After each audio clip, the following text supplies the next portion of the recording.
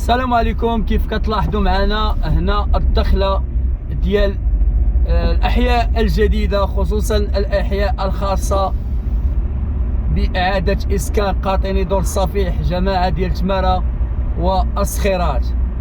اليوم الموضوع مهم جدا، غياب المواكبه الاجتماعيه، غياب المرافق الصحيه، غياب دور الشباب ومجموعة من المرافق،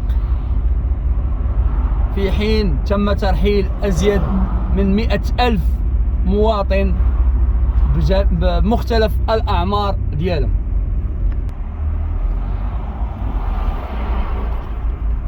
إذن كيف كتلاحظوا معنا تنقل ديال الأطفال من الأحياء الجديدة إلى مركز الصخيرات، غياب إعدادية وثانوية لهذه الفئة العمرية من التلاميذ المتمدرسين بالمستويات المختلفة. الآن كنشوفوا مجموعة ديال العائلات كتنقل من قلب الأحياء الجديدة إلى قلب الصخيرات.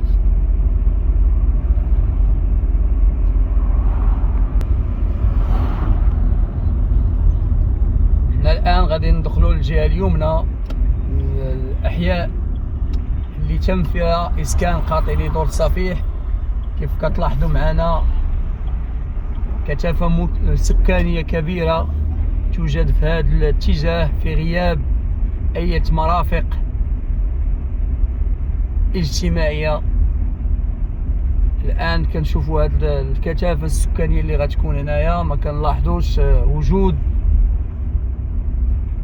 دور شباب، مراكز صحية، مؤسسات تعليمية، وهذا الأمر يستدعي إحداث هذه المرافق في القريب العاجل. كيف ما كتلاحظوا معنا هنا بناء مسجد صغير قلب هذا المشروع.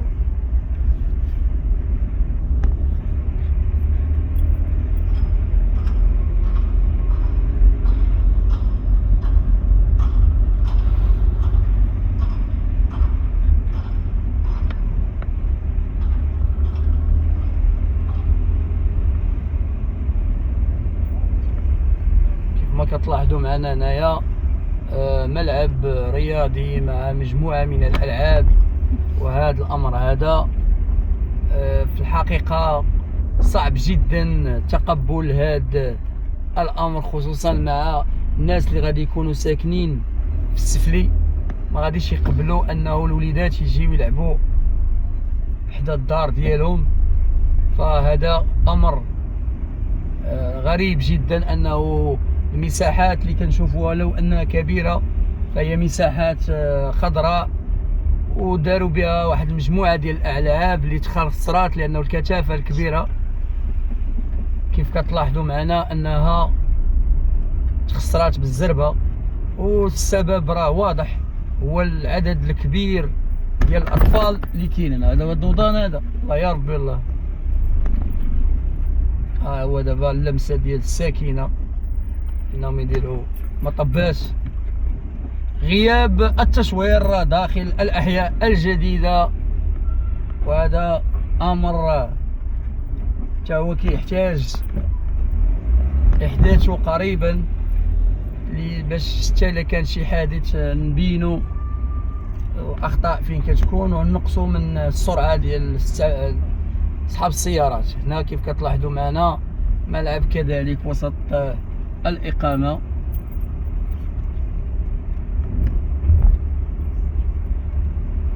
نبحث عن المرافق العمومية، في حين أنه كان يجب أن تكون بارزة المعالم كل المرافق المحدثة في هذه الأحياء الجديدة. كيف ما غتلاحظوا معنا هذا هو السيكتور 8 اللي تحدث مؤخرا بواحد السرعة فائقة كذلك، واللي الناس دارت عليه القرعة. فشوارع كبرى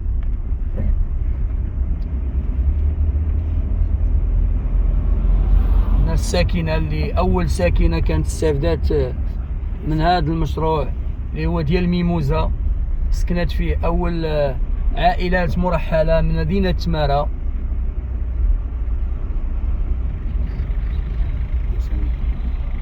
كيف ما تلاحظوا معنا على اليمين ديالنا مشروع ديال الياسمين. الياسمين، ياسمين، كل واحد يقول سمية اللي بغا.